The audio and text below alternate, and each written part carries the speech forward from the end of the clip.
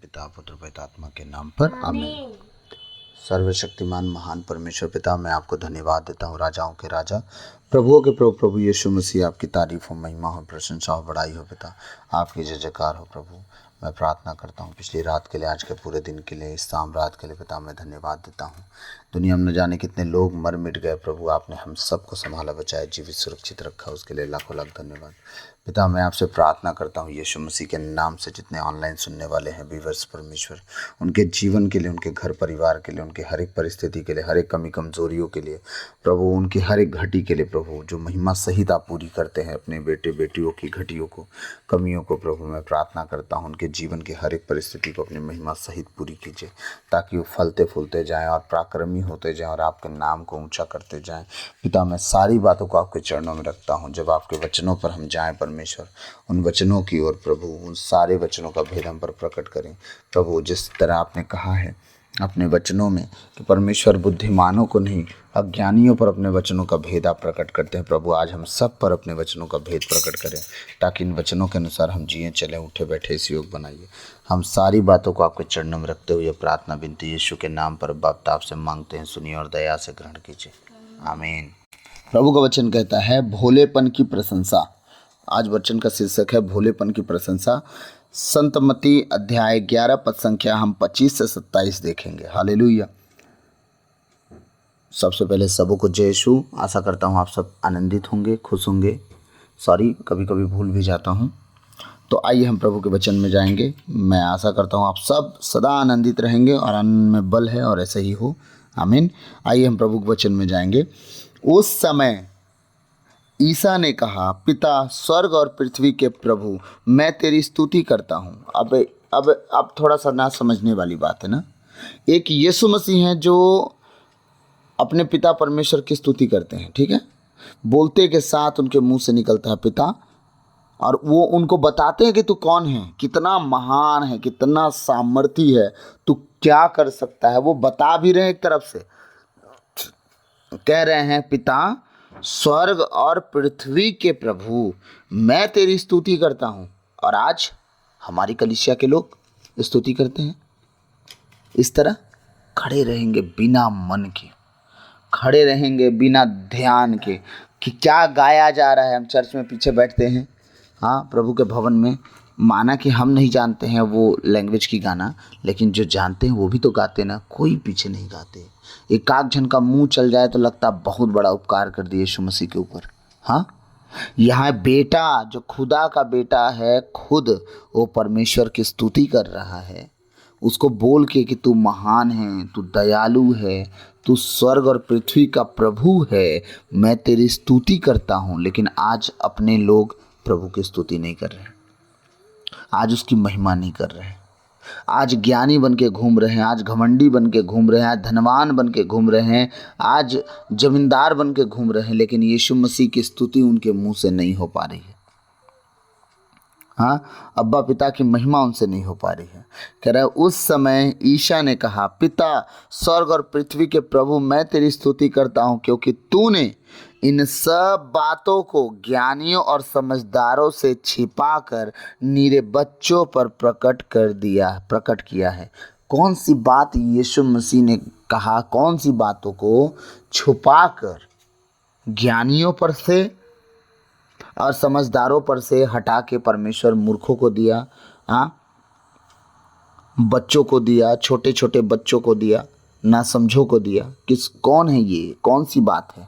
आप सबको बता दूं मैं, प्रभु अपने वचनों का भेद, ज्ञान, ये बाइबल के एक एक शब्द जो स्वर्गीय है, ठीक है, सांसारिक हो, स्वर्गीय हो, आत्मिक हो, शारीरिक हो, मानसिक हो, आर्थिक हो, सारे ज्ञान और भेदों को प्रभु कह रहे हैं कि तू ज्ञानवानों को नहीं, शास्त्रियों को नहीं, फरीसियों को नहीं, वरन बच्चों को दे दिया जो दूध मुँहे हैं, कल के बच्चे। मुझे भी पहले बोला जाता है क्या, आज तक बोलते ही हैं, कल का लड़का हमें सिखाएगा। तो ये चीज़ें आज तक चली रही हैं। प्रभु ने जो कहा वो हम पर लागू होता है।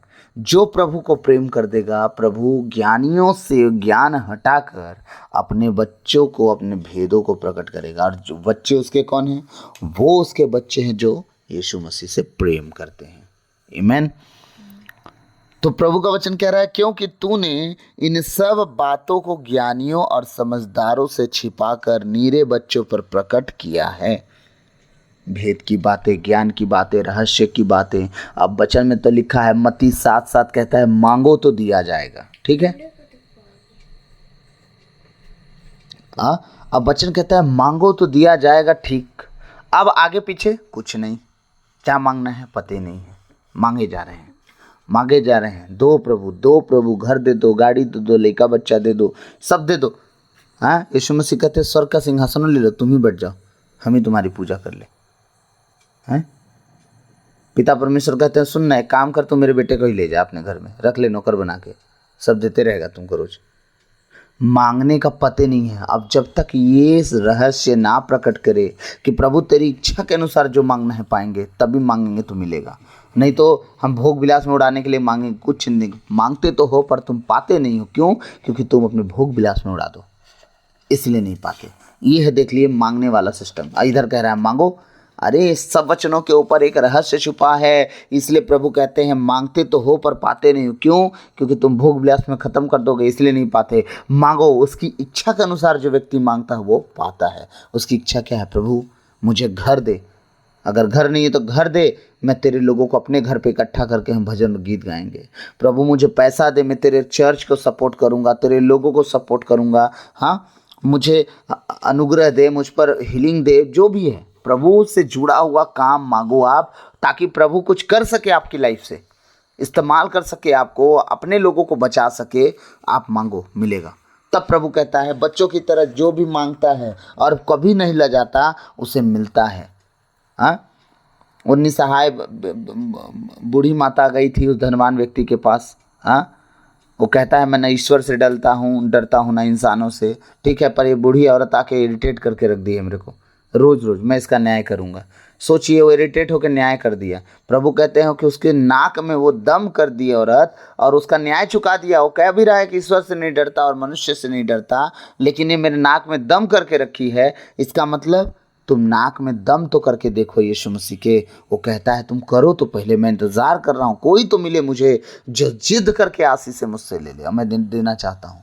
ऐसा बच्चा बने कि प्रभु मुझे वो आशीष चाहिए जो स्वर्गीय है, जिद करके लेने वाला हो, मैं दूंगा उन्हें आशीष। हालेलुया।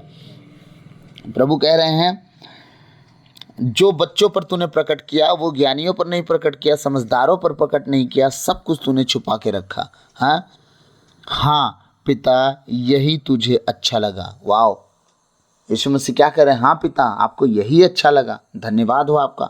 हाँ, आपको ये अच्छा लगा, मतलब ये अच्छा है, सीधी बात, नो डाउट। मेरे पिता ने मुझे सब कुछ सौंपा है।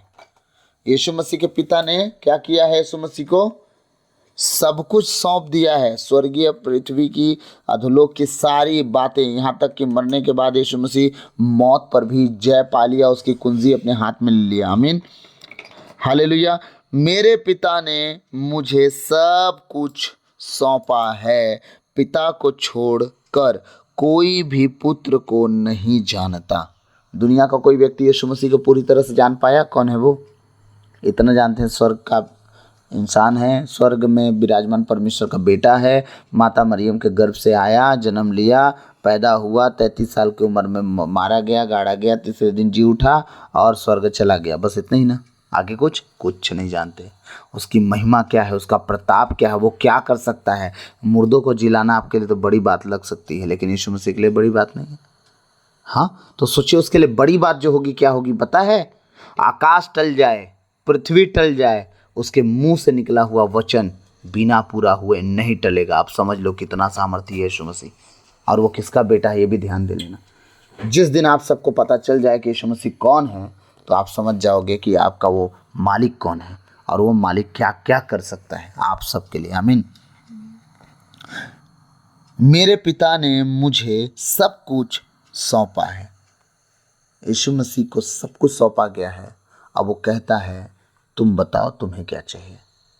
एक ठो घर बस, 10 डिसमिल जमीन बस, इतनी पूरी दुनिया मेरी इतनी छोटी सोच क्यों रखता है? बोलना कितना चाहिए? यीशु मसीह है वो, पूरी दुनिया उसकी है। 10 डिसमिल क्या होता है? 10 एकड़ बोलो। अपनी सीमा बढ़ाओ, अपना सोच बढ़ाओ।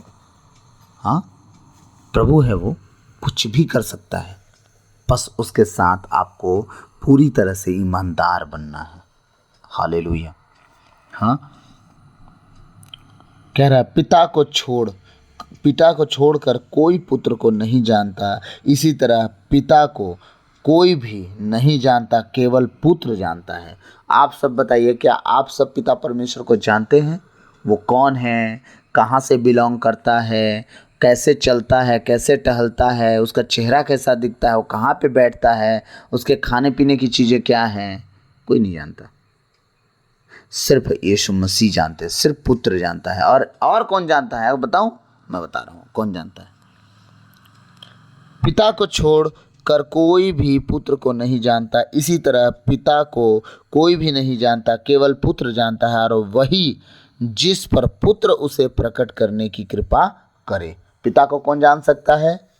जिस पर यीशु मसीह प्रकट करने की कृपा कर देंगे, वही व्यक्ति पिता को वही व्यक्ति जान सकता है जिस व्यक्ति के ऊपर यीशु मसीह प्रकट कर दें कि मेरा पिता कौन है। वो 7 दीपाधार के सामने बैठने वाला परमेश्वर है। दूसरी बात, उसके चेहरे की चमक इतनी तेज है कि पूरा स्वर्ग उससे उजाला पाता है, ना वहाँ रात होती है, ना सूरज की वहाँ ज़रूरत होती है। दूसरी बात, उसके चेहरे की तेज को कोई देख नहीं सकता, वरना वो मर जाएगा। ये यीशु मसीह हम पर प्रकट किए हैं, तब हम अपने अब्बा पिता को जान पाते हैं कि वो कौन है। अगर वो रूपरेखा बताते, समझाते, तो फिर हम लोग सोचते। तो उसने एक चीज़ कहा, जिसने बेटे को देखा उसने बाप को देखा। पिता मुझ में और मैं पिता में रहता हूँ। आमीन। तो मैं आशा करता हूँ आज का वचन आप सबके समझ में आया होगा, और हम इन वचनों को ध्यान देते रहेंगे। और कल हमारा जो वचन है बहुत विशेष वचन है, थके मांदे और बोझ से दबे हुए लोगों, है ना। तो इन वचन को कल हम लास्ट देखेंगे, फिर हम 12 अध्याय में जाएंगे। तो मैं आशा करता हूँ आज का वचन मैं कुछ समझा पाया हूँ आपको। प्रभु आप सबको बहुत आयत से आशीष दे। God bless you. मैं आप सबके लिए दुआ करूँगा।